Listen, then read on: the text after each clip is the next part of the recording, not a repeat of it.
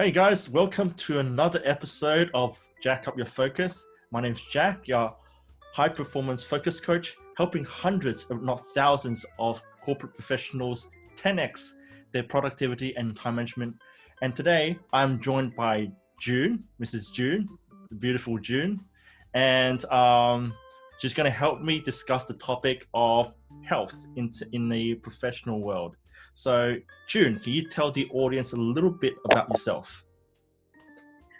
Hi, no problem, Jack. Thanks for having me here. So I'm June, and actually I was originally from China. So currently I'm in Australia, Sydney. So I immigrated here about over 10 years ago, and that's how I start my journey. I was a nurse by major, and I've been a nurse over 10 years as well. So I've been dealing with all the things happening in the hospital environment. And I am a mother of two, and yeah, that's about it. That's excellent. Like you like have like the whole world to explore, and even with your having kids and have an excellent career of being a nurse. And so, speaking about your nursing career, I'm sure that you are quite aware about the implications of how important health is. So my first question to you is, why do you think health is important into professional environment? Like, why is it important for people that are working? Thank you for your question. Well, I mean, health is important for everyone, not only professional life, right? And especially nowadays, now it just after this COVID-19 happening, I do believe everybody will put health in their first what things that to consider, but obviously, in professional life you need to work and perform. So if you don't have a good health, and imagine how would you perform better. So obviously this is the basic, and then that you can perform better. Yeah, absolutely. So this is a question that's quite common to a lot of people, and a question that a lot of people sort of ignore when it comes to their health. And that question would be, how do you know that we are healthy? Very good question. Yeah. Very good question, Jack. Well, this is very important actually, and interesting as well. So as I am a nurse, I always work in a hospital environment. So some people will think health equals no sickness. So if you sick and if you admit in the hospital, and that means you're sick. But is that true? So think about it. So actually what the real health is, there is a gap, or there is a distance between 100% health and when you get sick. So there is a gap called when you are sub-healthy. So it doesn't mean that you have to get the diagnosis or you have to have the test you out of the range. It doesn't mean that, it's a combined, not only your physical body that health, and also your mental, and it's a package. Yeah, absolutely. So keeping that in mind, like what would be a good time? Like, how do we know that we need to do something about our health? At what point? Like, should we wait until there's something wrong with us before we actually do something? Or should we be doing stuff to sort of like prevent any bad things to happen to us? Thank you again. That's another very good question. Actually, for me as a nurse, what I think you used to do is you don't need to do anything until you really get sick. But actually, as time goes, that I realized that actually wasn't quite right. The early, the better. And then as we age goes up, like I'm 40 years old, obviously we don't want to get old, and you don't want to get, sick. So your skin or your energies, everything, it's not going upwards. Your health actually is going downwards. It's like a car going upwards, you're getting harder and harder. So obviously the earlier is better, and you don't wait until you have a problem, because that will be built up in your body. It takes time to process, and our body have amazing ability to actually repair it. So I'll give you a simple example. Like, we all have a liver. Liver is something that you don't have a nerve nerve system around it, so you don't feel pain. Even they are damaged, partial damage, you don't feel it. So when you feel something not right there or symptoms, actually it's kind of too late to do something. So obviously the earlier it's better. You don't wait until something is wrong. Absolutely. And I am a perfect example of having issues with liver, because myself, I used to drink a lot, and I used to eat a lot of fried foods and fatty foods, and leading to like a situation where I was feeling really bad and found out that I had very severe liver issues. And from the blood test that I did, what happened was that I found out that I inherited some liver issues from my family history. So like if I didn't get sick at that point of time, then I probably wouldn't have went to a doctor and checked this out and realized what was happening to my body, and know that like I'm not somebody that is accustomed to drinking lots of alcohol. So it was lucky, but like if I had ignored everything and not like even ignored my symptoms and just kept doing what I was doing, I would have been in a much worse situation right now. So yeah, that's a really good point, really good example that you've given. So what do you think are some of the common reasons why people ignore health? Like, why would people not want to, like, either they don't care or think that, like, okay, I'm not really that sick, why should I care? Or like, I'm well now, like, I don't need to do anything. So what are the other reasons why people don't really care about it, do you think? So very good question again, Jack, because that's always something that I'm thinking about as well. So about 4 years ago, I started another of my career on the side, which is on mainly focused on nutrition or focus on preventing the health as well. So I'm thinking that why people don't care. So I guess there are a few reasons that I'm thinking. The first one is, they might busy, right? The professional life is really busy. For example, we want to have a healthy lifestyle to start with. You want to have 3 meals a day. If you work, for example, 8 to 5, but you have a lot of distance to travel, and you work maybe overtime, you work 9-9-7, we call in China, because you work like over weekend, overtime as well. So in that busy lifestyle pace, and you can't make sure that you have 3 meals a day, or you don't have time to do exercise. You stay in the office building for a long time. You don't have time to just get yourself outside for 10 minutes under the sun or things like that. You get vitamins. So those things will, once you get busy, and that will put on the side priority. That's one thing. And another thing is because you don't realize what really health means, because you kind of, not urgent, like even, for example, we all know that smoking is bad for our health, right? Absolutely. But we still smoke, so knowing is one thing and doing is another. Now, I guess that the smoking is not something like, if we jump off the building, or we, have an accident or something else that you don't do because that's very urgent, and that that's gonna have have a very bad impact on you. You fell from the building, or you don't do that because that's instant, right? So that that's gonna affect you straight away. But smoking, well, you don't know, many years ago, lung cancer, this and that. Oh, it won't happen to me. Have this? It won't not happen to me. It might be happen to others. But you know what? I'll tell you a number: 78 or 72% over. That's the rate that you can have a severe chronic disease in your life. So if you have that chance to win the lottery, I do believe that we all go and buy the lottery. But that's the rate that you're gonna have that chance to get sick. Will you take that chance, or you will not? You want to become the story of the accident or that story of others. We don't want to be like that. And just imagine, I'll tell you one more rate. The death rate of this COVID-19, can I tell you, it's only like 3%. And we get scared and we lock out and everything. you know. So Mm. yeah, that's how I think. Yeah. Absolutely. But then like going back to your response about like people having like a busy lifestyle and stuff like that.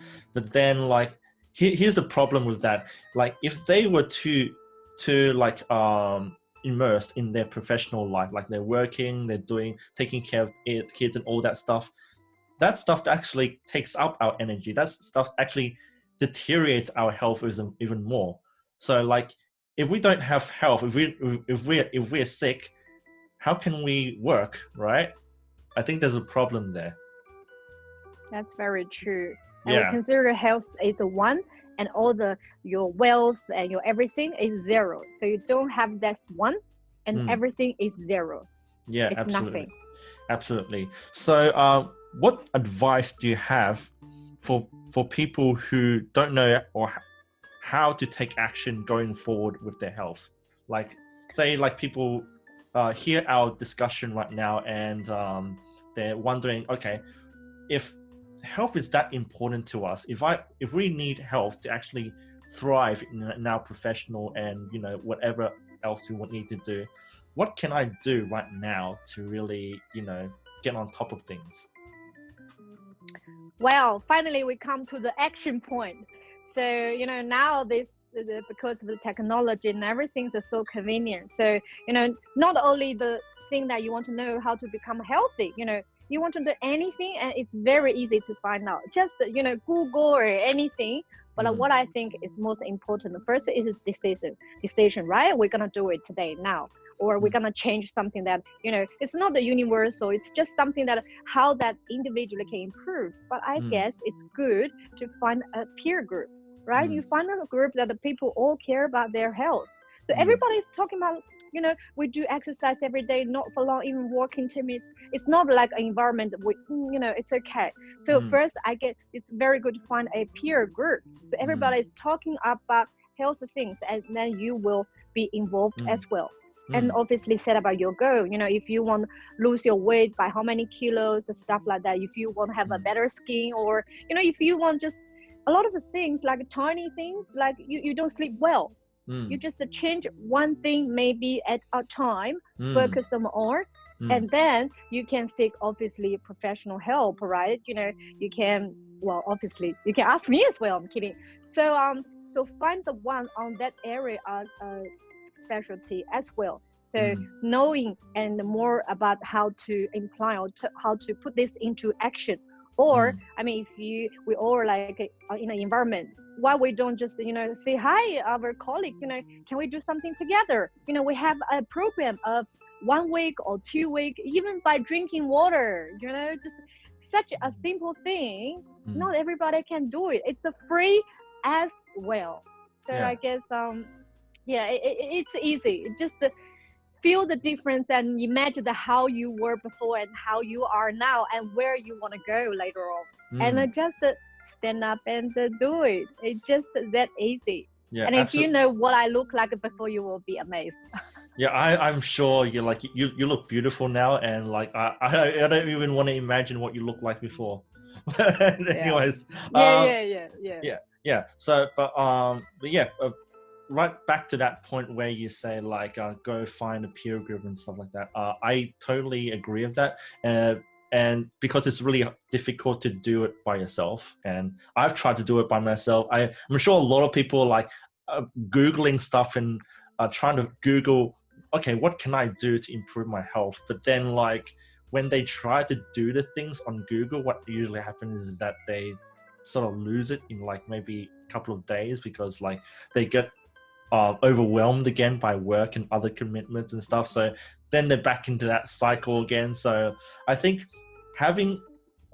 doing the research and then having a peer group at the same time is very important, because it's difficult to do it by yourself. And if you're doing it with other people, you're sort of keeping each other accountable.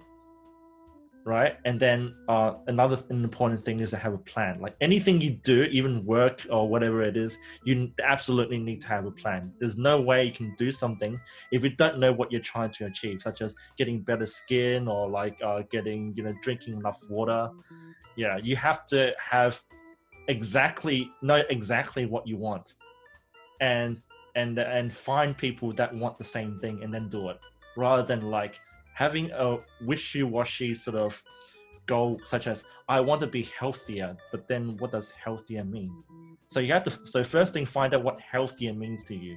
It has to be a specific thing that you can do right now, as well as finding other people that want the same thing. I think that would be a very exact sort of answer to that question. And we sort of I have illustrate. 2 tricks. Yeah, 2 tricks. Okay, what are your 2 tricks? Yeah, because I guess it's very natural that people actually kind of lazy, you know. So first you can do in a peer group, you can do a public promise, or in your social media, you know, I'm gonna do this, right?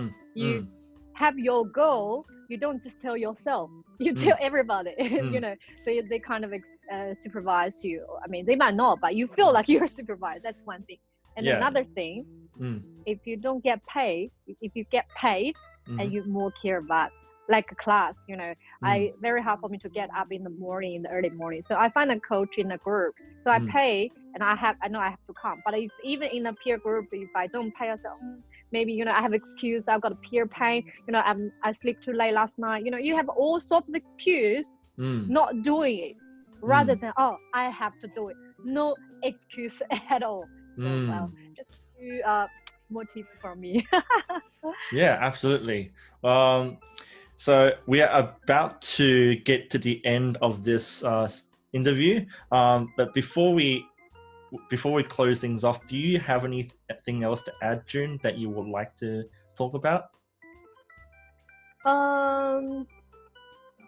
Well, I guess health is really important for everybody, not only the professional life, but you know, it does play a very important role in our life, especially in this COVID-19. You know, half of the year we hardly do anything as normally what we do. I do believe a lot of people work from home as well. You know, so by doing this, and there will less chance of it that we associate it with others. You know, you might get easily put on weight or a lot of things unhealthy. So I've heard you mention about the eating chips and all those things. So I guess, you know, if you give you a small example, if you don't want to do those things, the easy way is don't buy them, and, you know, clear up your wardrobe, things like that. And even if you are a parent or you have a family, you know, within the family, you still can do it, right?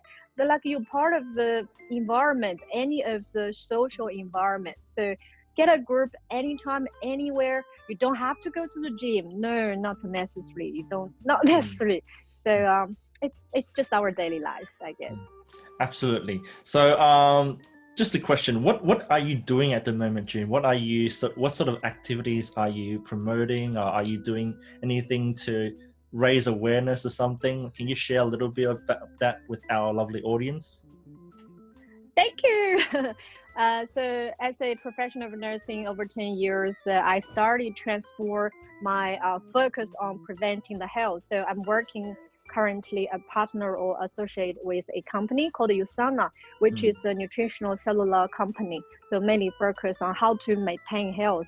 And also I have my own Facebook page or my Instagram, all the platform, just to show the people that what kind of a lifestyle that I have. So what my vision is to help people to live the best of their life, how to just stay away from the disease, stay away from the unhealthy aspect, be healthy, be happy, and enjoy every day of life. So that's what I'm focusing on as well right now. Absolutely. And that's a brilliant plan to, you know, to bring health as like the number one point at the current time when we actually need it most. So if people want to have any questions or want to reach out to you, how would they do that, June? Thank you, Jack. I do have my Facebook and a few other my accounts, and if you don't mind, then we can put the link on there below somewhere. It will be in the description below. And if you have any questions, feel free to ask June, or you can give me a message and pass it on to June. That's fine as well. But like, preferably go straight to June, and she'll answer as quick as you can. And follow Jack and you won't find me. okay, absolutely. Cool. And yeah, excellent. So thank you, June, for joining me today in this episode. And thank you everyone for watching. And I welcome you to seeing this show again next time. Thank you. Bye. Thank you, Jack. Thank you, everyone.